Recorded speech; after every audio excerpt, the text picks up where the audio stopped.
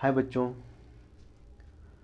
आज का lecture number 3 ये किसका? क्वांटम मैकेनिक्स का।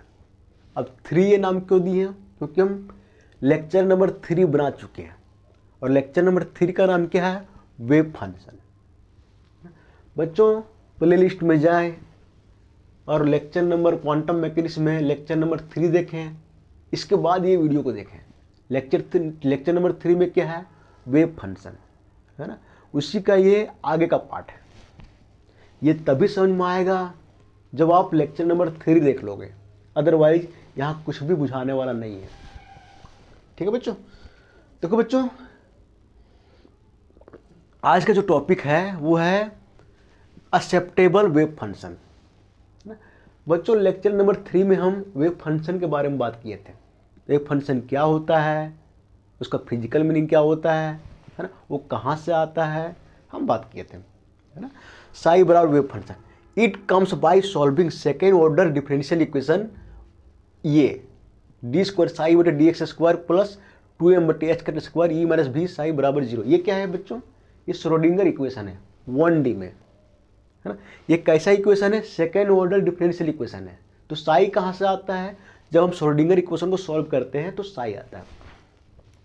बच्चे चूंकि ये सेकेंड ऑर्डर है ना बच्चों, तो दो साई का 2 वैल्यू आएगा, लेकिन हम कांस्टेंट से मल्टीपल करते जाएंगे ना तो बहुत सारा साई का वैल्यू आ जाएगा जो कि इसको सेटिस्फाई करेगा, है ना। तो हम ये बोल सकते हैं बहुत सारा वेव फंक्शन आएगा इसको सॉल्व करके।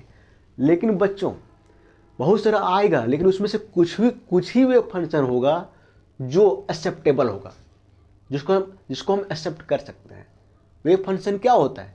वेव फंक्शन एक पासवर्ड होता है, हम बताए थे। वेव फंक्शन पासवर्ड होता है जिसको पता होता है क्वांटम सिस्टम के बारे में।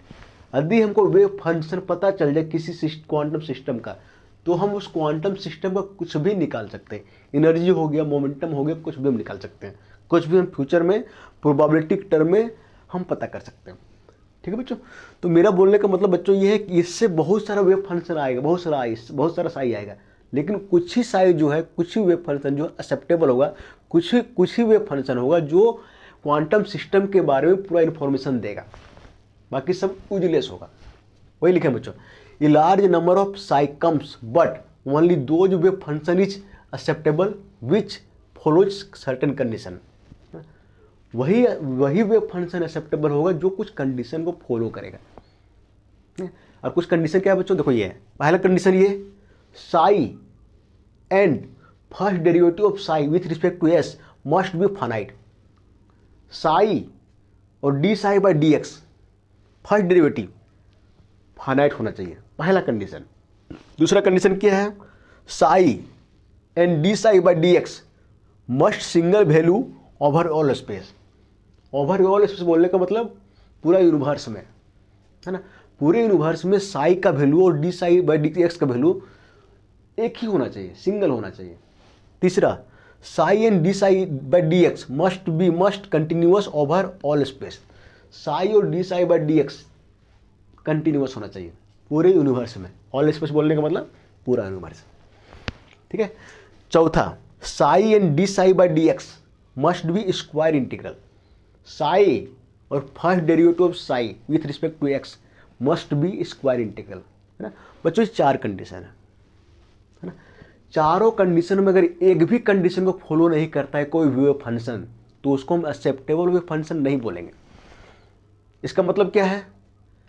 एक्सेप्टेबल नहीं, इसका मतलब ये है, इसका मतलब क्या है? इसका मतलब ये है वो वेव फंक्शन क्वांटम सिस्टम के बारे में पूरा इंफॉर्मेशन नहीं दे सकता। क्लियर? अब हम एग्जाम्पल से देखते हैं। एक हम एग्जाम्पल लेते हैं, साई का वैल्यू मान लेते हैं ये आ गया साई एक्स बराबर साइन एक्स, साई बराबर साइन एक्स, है ना। हमको ये चेक करना है कि ये जो है ये एक्सेप्टेबल वेव फंक्शन है कि नहीं, है ना। अगर ये एक्सेप्टेबल है तो ये चारों कंडीशन को फॉलो करेगा। अगर एक भी कंडीशन को फॉलो नहीं किया तो ये एक्सेप्टेबल नहीं है। इसका मतलब क्या है? ये क्वांटम सिस्टम के बारे में पूरी इंफॉर्मेशन नहीं रखेगा अगर एक्सेप्टेबल नहीं है तो। अब चेक करते हैं एक्सेप्टेबल है कि नहीं, है ना। देखो बच्चों, ये है साई बराबर साइन एक्स, है ना। साइन एक्स ग्राफ क्या होता है? देखो तो ये होता है ना, ये इधर ये साई, इधर एक्स, है ना। अब देखो साइन एक्स का जो वैल्यू होता है वो हम लोग को पता है वो कहाँ से कहाँ तक लाइक करता है, -1 से 1 तक, -1 से 1 तक लाइक करता है ना। तो बच्चों अब देखते हैं यहाँ पे पहला कंडीशन क्या है, psi and D psi by D x must be finite. Psi और D psi by D x दोनों फाइनाइट होना चाहिए। कहने का मतलब है कि यहाँ पे साई एक्स बराबर साइन एक्स है, एक्स का वैल्यू हम कुछ भी लें, साई का वैल्यू जो है वो फाइनाइट होना चाहिए, फाइनाइट मतलब इन्फिनिटी नहीं आना चाहिए। तो बच्चों देखो तो यहाँ से ग्राफ से देखो तो यहाँ पे मान लो 0 डिग्री है, π/2 है, पाई है, 3 पाई है, 4 पाई, इन्फिनाइट ले लेंगे। अगर हम इन्फिनाइट भी ले लेते हैं तो भी क्या है, साई का वैल्यू जो है -1 और 1 के बीच लाइक करेगा। मतलब साई का वैल्यू जो है वो मतलब साई का वैल्यू क्या है मेरे यहाँ पे साइन एक्स, मतलब इसका वैल्यू जो है वो क्या है, फाइनाइट है, क्योंकि इसका वैल्यू जो है -1 से लेके 1 तक लाइक करता है ना। कुछ भी ले ले, चाहे 0 ले लो, साइन 0 का वैल्यू 0, साइन पाई का वैल्यू 0, साइन π/2 का वैल्यू 1, साइन इन्फिनिटी का वैल्यू -1 और 1 के बीच लाइक करेगा। हाँ, इन्फिनिटी इधर आएगा ना, ठीक है। इसका मतलब क्या है बच्चों, एक्स का वैल्यू हम कुछ भी लें, साई का वैल्यू जो है वो फाइनाइट ही रहेगा। फाइनाइट बोलने का मतलब है इनफाइनाइट नहीं, फाइनाइट बोलने का मतलब है 2 4 मतलब 2 4 5 ये, लेकिन यहाँ के केस में क्या होगा, फाइनाइट, इसका वैल्यू -1 से 1 तक है, ठीक है। हम 2 को भी 3 को भी फाइनाइट बोलते हैं, ऐसा नहीं है, लेकिन यहाँ पे साइन इसका वैल्यू -1 से 1 ही तक आ रहा है, जो कि वो भी फाइनाइट है। हम इनफाइनाइट कब बोलेंगे, जब वैल्यू इनफाइनाइट आएगा, है ना।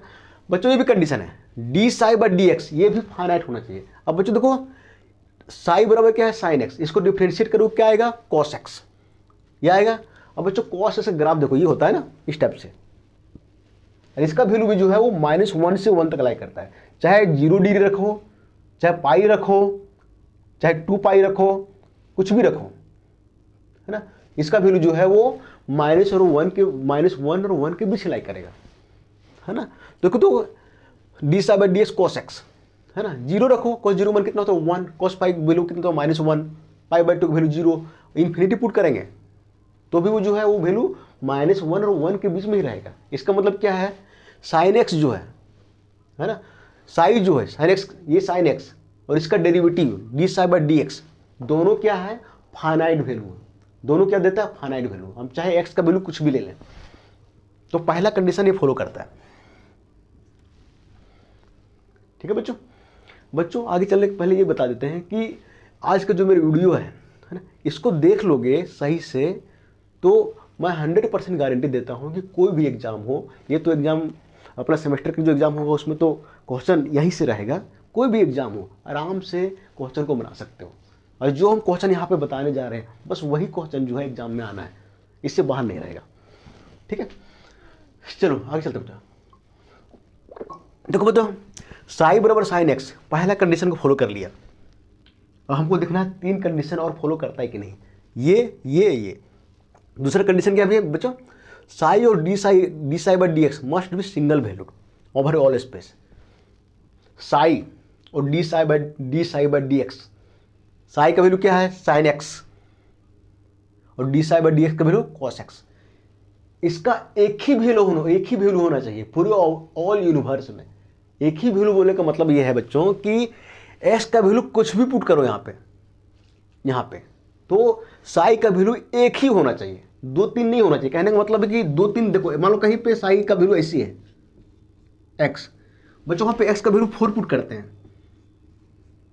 इसका रूट आएगा क्या आएगा +-2। देखो इसका एक्स अगर एक्स हम 4 पुट करते हैं तो साई का वैल्यू 2 आ जाता है ना, लेकिन 2 नहीं आना चाहिए, एक ही आना चाहिए।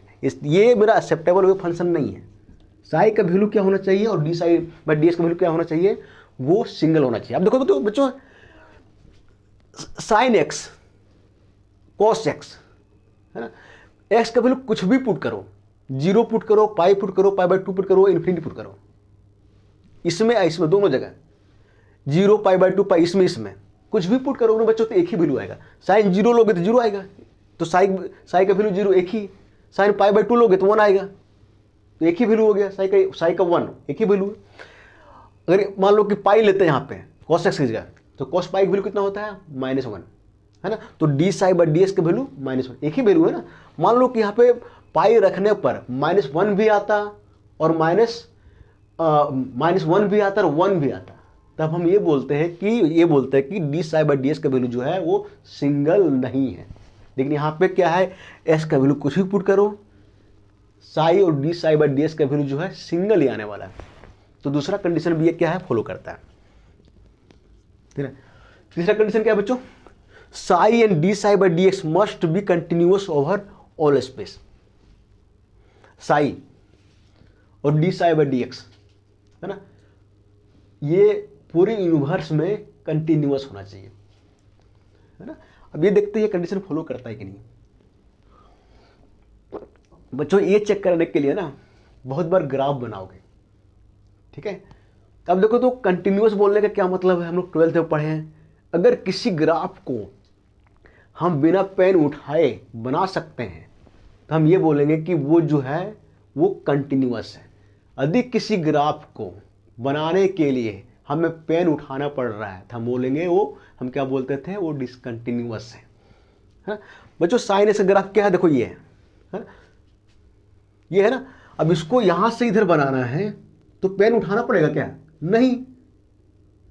एक बार पेन रखेंगे और ऐसे ऐसे करके हम बना सकते हैं। उठाना पड़ेगा, नहीं उठाना पड़ेगा। इसका मतलब क्या है, साइन एक्स कंटिन्यूअस है, साइन मेरा क्या है, कंटिन्यूअस है। अब ये देखते हैं D psi by D x वो कंटिन्यूअस है क्या, D psi by D x क्या है, कॉस एक्स, वही तो है। अब कॉस एक्स का ग्राफ क्या है, ये है। इसको बनाओ तो ऐसे, पेन को यहाँ पे रखो, अरे देखो तो ऐसे बनाते जाओ, पेन को उठाना पड़ेगा, नहीं। इसका मतलब क्या है, कॉस एक्स भी जो है वो कंटिन्यूअस है। इसका मतलब क्या है, साई और D psi by D x दोनों कंटिन्यूअस है, ठीक है। तो तीसरा कंडीशन फॉलो कर रहा है, एक बच गया। चौथा, psi and D psi by D x must be square integral. Square बोलने का मतलब, स्क्वायर इंटीग्रल बोलने का मतलब बच्चों हमें भी समझना। देखो ये साइन एक्स है ना, साई का वैल्यू क्या है, साइन एक्स है ना, तो साइन एक्स क्या हो जाएगा, साइन स्क्वायर एक्स, स्क्वायर बोलेंगे हम इंटीग्रल। बच्चों इसको सॉल्व करोगे तो फाइनाइट आएगा। D psi by D x वो भी क्या होना चाहिए, square integral. D psi by D x क्या है मेरा, कॉस एक्स है ना। इसको भी cos x into cos x, cos square x आएगा। इसको भी सॉल्व करोगे बच्चों तो आएगा मेरा फाइनाइट। इसका मतलब क्या है बच्चों, कि ये जो साइन एक्स है ना, वो सभी कंडीशन को, पहला दूसरा तीसरा चौथा, चारों कंडीशन को ये फॉलो करता है। इसका मतलब ये है कि ये मेरा क्या है, एक्सेप्टेबल वेव फंक्शन है। इसका मतलब ये है जो साइन एक्स है, जिस क्वांटम सिस्टम को हम सॉल्व कर रहे हैं, जिस क्वांटम सिस्टम से मेरा साइन एक्स आया है, और ये वेव फंक्शन जिस क्वांटम सिस्टम का है, ये वेव फंक्शन उस क्वांटम सिस्टम के बारे में सब कुछ जानता है। ये वेव फंक्शन से हम उस क्वांटम सिस्टम के बारे में कुछ भी निकाल सकते हैं, चाहे एनर्जी हो, मोमेंटम हो, चाहे कुछ और हो, तो फिर हम कल्पना कर सकते हैं। ठीक है बच्चों, तो ध्यान रखना, ये क्वेश्चन बहुत बार पूछ देता है डायरेक्ट, ऑप्शन में होता है 4 कि कौन सा जो है एक्सेप्टेबल वेव फंक्शन है। ठीक है बच्चों, कुछ एग्जांपल और लेते हैं बच्चों। देखो एक लिए यहाँ पे साई एक्स बराबर ई एक्स, हमको ये देखना है कि ई एक्स जो है वो एक्सेप्टेबल वेव फंक्शन है कि नहीं, है ना। तो देखते हैं चारों कंडीशन में चारों फॉलो करता है कि फॉलो नहीं करता है। एक भी कंडीशन अगर फॉलो नहीं करेगा तो एक्सेप्टेबल नहीं होगा। अब देखो बच्चों, पहला कंडीशन क्या है, psi and D psi by D x must be finite, है ना। तो बच्चों ये है कि ये जो एक्स का कोई भी वैल्यू हम लें, ये फाइनाइट होना चाहिए। लेकिन बच्चों फाइनाइट नहीं है। देखो यहाँ पे एक्स का वैल्यू लो इन्फिनिटी, तो क्या हो जाएगा, ये इन्फिनिटी, तो क्या हो जाएगा इन्फिनिटी। एक्स के इनफाइनाइट वैल्यू के लिए ये साई जो है वो क्या है, इन्फिनिटी है। फाइनाइट है क्या, नहीं, है ना। हाँ, एक्स का वैल्यू अगर माइनस इनफाइनाइट लेते हो, अगर ऐसे एक्स बराबर माइनस इनफाइनाइट, तो क्या होगा, ई माइनस इनफाइनाइट, तो क्या हो जाएगा 1/e इनफाइनाइट बराबर 0 आ जाएगा, है ना। तो माइनस इनफाइनाइट के लिए क्या है, 0 मेरा क्या है, फाइनाइट वैल्यू है ना।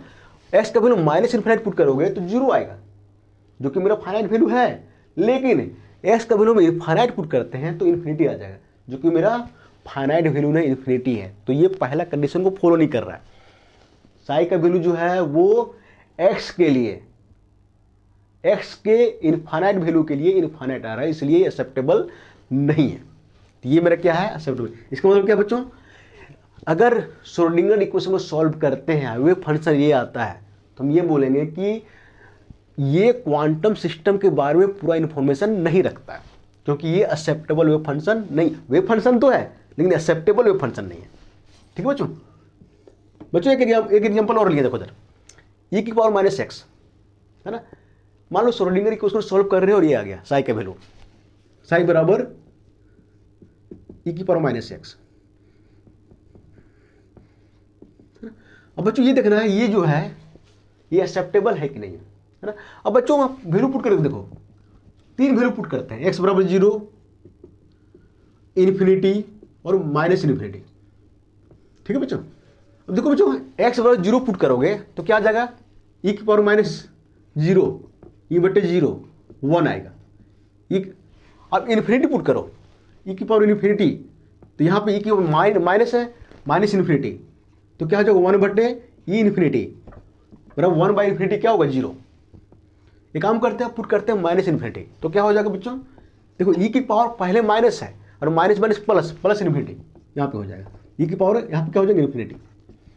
बच्चों यहाँ पे देखो जब हम यहाँ पे 0 पुट कर रहे हैं तो वैल्यू 1 आ रहा है, मतलब फाइनाइट है।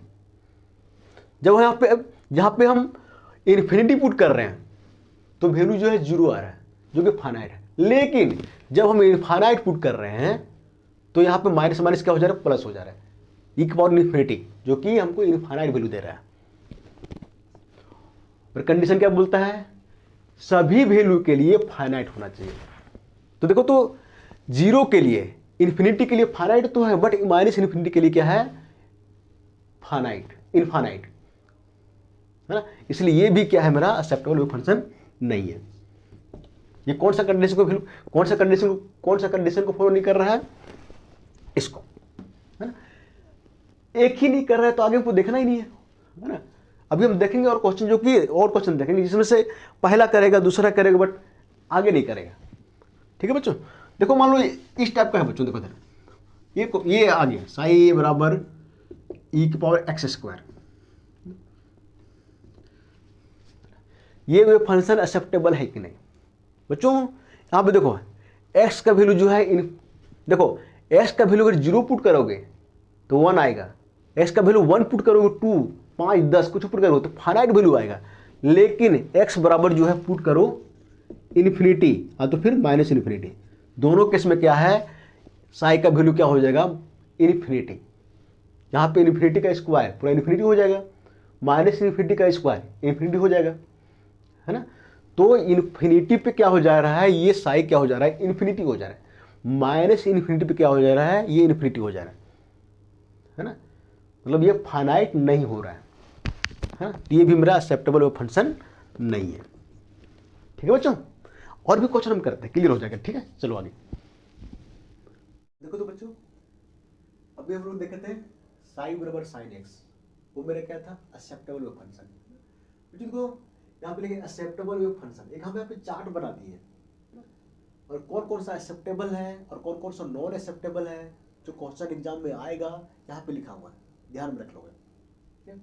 देखो बच्चों साई बराबर साइन के एक्स लिखे यहाँ पे बच्चों, एक्स के आगे के मल्टीपल कर दिए। ठीक है।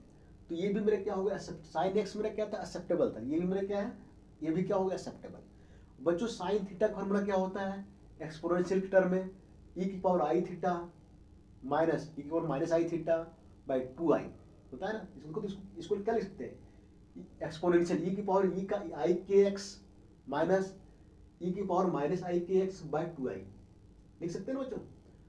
अब देखो cos x भी देखोगे ना, वो भी मेरा जो है वो एक्सेप्टेबल वेव फंक्शन है, चेक कर लेना। cos kx यहाँ पे लिखे बच्चों, ये मेरा एक्सेप्टेबल है। तो cos kx को हमको e की फॉर्म में लिखना है, तो कैसे लिखेंगे, e की पावर आई के एक्स प्लस e की पावर माइनस आई के एक्स बाई 2। ठीक है बच्चों ये भी फंक्शन जो देखो साई बराबर, अब ये देखो बच्चों ध्यान देना, अगर ये एक्सेप्टेबल है तो यहाँ पे जो ये टर्म है e की पावर आई के एक्स और e की पावर माइनस ए के एक्स आई के एक्स, और यहाँ पे e की पावर आई के एक्स और e की पावर माइनस आई के एक्स, ये भी मेरा क्या होगा, एक्सेप्टेबल होगा। हम ये क्यों बोल रहे हैं, क्योंकि बहुत बार क्वेश्चन में क्या है, 4 ऑप्शन दे देता है और उसमें से सिर्फ सिंगल पूछ देता है। एक ऑप्शन दे देगा e की पावर i के x, 3 और देगा जो एक्सेप्टेबल नहीं रहेगा और वहां पे टिक मारना होता है।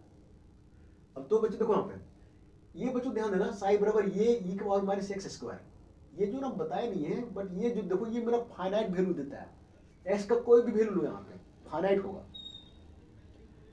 चाहे वो इन्फिनिटी लो तो क्या होगा, माइनस इन्फिनिटी स्क्वायर हो जाएगा बटे इन्फिनिटी का स्क्वायर इन्फिनिटी हो जाएगा, तो जीरो वैल्यू आएगा। इन्फिनिटी और माइनस इन्फिनिटी यहाँ पे रखो, जीरो वैल्यू आएगा। तो एक्स का कोई ऐसा वैल्यू नहीं है जो कि इनफाइनाइट वैल्यू देगा। तो बच्चों उसको चेक करना, ये सिंगल वैल्यू भी है, कंटिन्यूअस भी है और फाइनाइट भी है, स्क्वायर इंटीग्रल भी, इसका इंटीग्रेशन भी होता है। तो ये बच्चों ध्यान रखना, ये भी जो है मेरा क्या एक्सेप्टेबल फंक्शन है। तो बच्चों ध्यान रखना, साइन के एक्स कॉस के एक्स ई की पावर आई के एक्स ई की पावर माइनस आई के एक्स, ये साई बराबर ये ई की पावर माइनस एक्स स्क्वायर, ये 3 4 5 जो है वो दिमाग में बैठा लो कि ये मेरा क्या है, एक्सेप्टेबल फंक्शन है। ठीक है, ये इससे बाहर एग्जाम में ऑब्जेक्टिव क्वेश्चन में नहीं रहेगा। ठीक है, अब देखो तो नॉन एक्सेप्टेबल फंक्शन कौन सा है, देखो इधर नॉन एक्सेप्टेबल, जिसको जो एक्सेप्ट नहीं किया जा सकता, साई बराबर ई की पावर के एक्स, ये मेरा एक्सेप्टेबल नहीं है। क्यों, एक्स का वैल्यू यहाँ इन्फिनिटी पुट करो तो टोटल वैल्यू आ जाएगा इन्फिनिटी, है ना। ये भी मेरा जो एक्सेप्टेबल नहीं है, एक्स का वैल्यू माइनस इन्फिनिटी पुट करो तो कितना आ जाएगा, इन्फिनिटी, है ना। अब देखो तो कॉसेस एक्स, ये भी मेरा एक्सेप्टेबल नहीं है, क्योंकि यहाँ पे अगर एक्स का वैल्यू जीरो पुट करते हो, जीरो, तो क्या होगा, ये क्या होता है 1 बटे साइन एक्स, 1 बटे साइन जीरो, 1 बटे जीरो, क्या होगा, इनफाइनाइट हो जाएगा। तो x बराबर जीरो पे ये वैल्यू क्या हो जाएगा, इनफाइनाइट। ये भी जो है x बराबर पाई बाई 2 पे क्या हो जाएगा, इनफाइनाइट। ये भी जो है x बराबर पाई बाई 2 पे क्या होगा, इनफाइनाइट। ये क्या होगा, जीरो पे इनफाइनाइट। ठीक है बच्चों, अब देखो साइन हाइपरबोलिक x का फॉर्मूला क्या होता है, e की पावर x माइनस ई की पावर माइनस एक्स बाई 2, पता बच्चों। तो देखो ये अगर देखो यहाँ पे ये अगर एक्सेप्टेबल नहीं है तो ये भी मेरा क्या होगा, एक्सेप्टेबल नहीं होगा, क्योंकि ये फॉर्मूला जो है इसी से बनता है। यहाँ पे कांस्टेंट का तो अंतर है, कांस्टेंट से कोई ज्यादा मतलब नहीं है। ठीक है, कांस्टेंट रहेगा तो भी एक्सेप्टेबल होना तो होगा, नहीं होना तो नहीं होगा। ठीक है, कॉस हाइपरबोलिक एक्स का फॉर्मूला ये होता है बच्चों। तो अगर ये एक्सेप्टेबल नहीं है तो ये भी एक्सेप्टेबल नहीं है। टेन हाइपरबोलिक एक्स का फॉर्मूला ये होता है बच्चों, ई एक्स प्लस ई की power minus x by e x minus e की पावर माइनस एक्स। ये भी मेरा एक्सेप्टेबल नहीं है, ये मेरा एक्सेप्टेबल नहीं है। तो बच्चों एक्सेप्टेबल जो नहीं है वो ध्यान रखोगे, ये